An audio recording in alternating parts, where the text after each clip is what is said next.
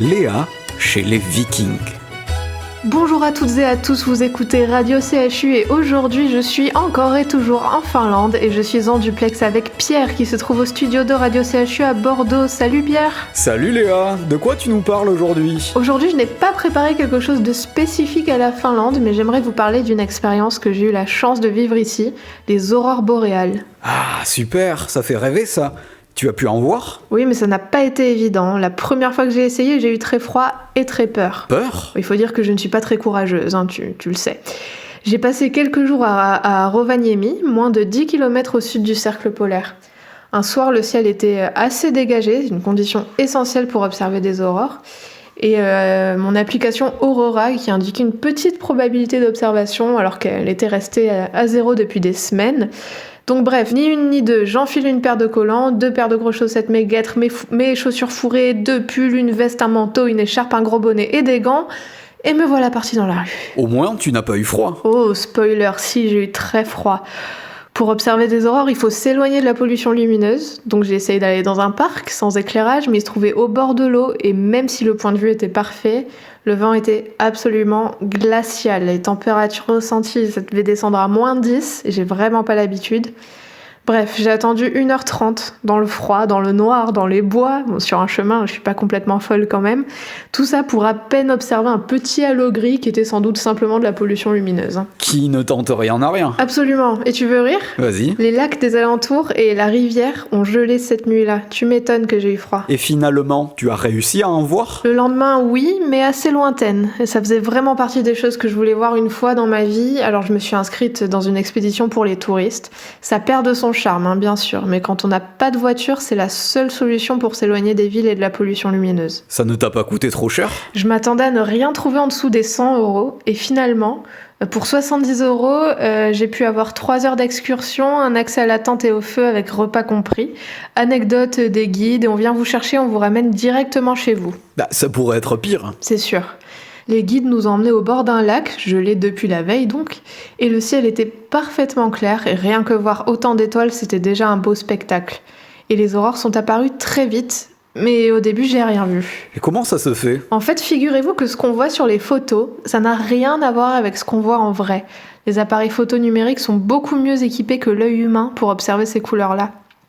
Elles sont donc apparues sur les photos du guide avant qu'on puisse les voir. Et alors, à quoi ça ressemble à l'œil nu ? Ça bouge beaucoup ? J'ai quasiment pas vu de mouvement. Je sais pas à quoi ça ressemble quand on est dessous ou quand elles sont plus puissantes, mais je peux vous raconter celles que j'ai vues. D'abord, c'était comme un halo horizontal vert pâle qui s'allumait très progressivement le long de la ligne d'horizon. Et petit à petit, la couleur est devenue plus vive et le halo se détachait plus nettement sur le ciel noir. Mais alors, ce n'est pas comme des rayons qui tombent ? Je pense que de près, c'est plus vertical, oui. D'ailleurs, après quelques minutes, on a pu voir comme un voile de lumière sur la droite de l'aurore, et je crois l'avoir vu danser un petit peu.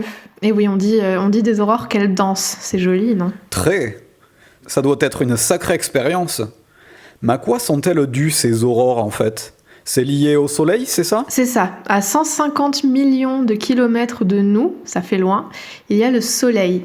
Le soleil, c'est une étoile, et comme toutes les étoiles, c'est en fait une énorme réaction nucléaire continue. Je ne suis pas scientifique, donc pardonnez-moi s'il y a des inexactitudes dans ma vulgarisation. Et donc cette réaction nucléaire provoque des éruptions solaires qui envoient des particules dans l'espace. On appelle ça des vents solaires. Ces particules arrivent jusqu'à la Terre, qui heureusement est protégée par un champ magnétique. Mais ce champ magnétique est beaucoup plus faible au niveau des pôles. Et les particules solaires sont donc déviées vers les pôles, et quand elles retombent dans l'atmosphère, elles entrent en réaction chimique avec les particules de l'atmosphère. Et les aurores boréales, ce sont ces réactions entre toutes ces particules-là. Elles se produisent haut dans l'atmosphère, et c'est pour ça qu'il ne faut pas de nuages ou de pollution lumineuse en dessous. Mais avant de savoir ça, qu'est-ce qu'on disait des aurores ? En Finlande, on pensait que c'était de la poussière éjectée par les renards polaires qui jouaient dans la neige. Et d'ailleurs, le nom Revontulet, qui se traduit par la queue du renard ou les feux du renard, ce nom-là est resté dans le langage finnois encore aujourd'hui. Au Canada, les Inuits, ils pensaient qu'il y avait un rapport avec l'âme des morts et que si on sifflait une aurore, elle allait descendre et nous emporter avec elle. Et c'est pourquoi les chamans leur fabriquaient des couteaux qu'ils portaient à la ceinture pour se défendre en cas d'attaque d'aurore. Il y en a des tas d'autres, hein, mais vous voulez savoir ma préférée ? Vas-y. Ça s'est passé en Chine. Et si l'activité solaire est forte, les aurores peuvent être observées bien avant les cercles polaires. Hein, donc, il y en a eu en Chine. Il y avait une impératrice qui ne pouvait pas tomber enceinte. C'était un vrai problème hein, pour la succession du trône, bien sûr. Une nuit, elle s'est endormie avec la fenêtre ouverte. Il y a eu une aurore cette nuit-là. Elle serait entrée dans la chambre par la fenêtre. Et le lendemain, boum, l'impératrice était enceinte. C'est quand même incroyable ces aurores. N'est-ce pas ?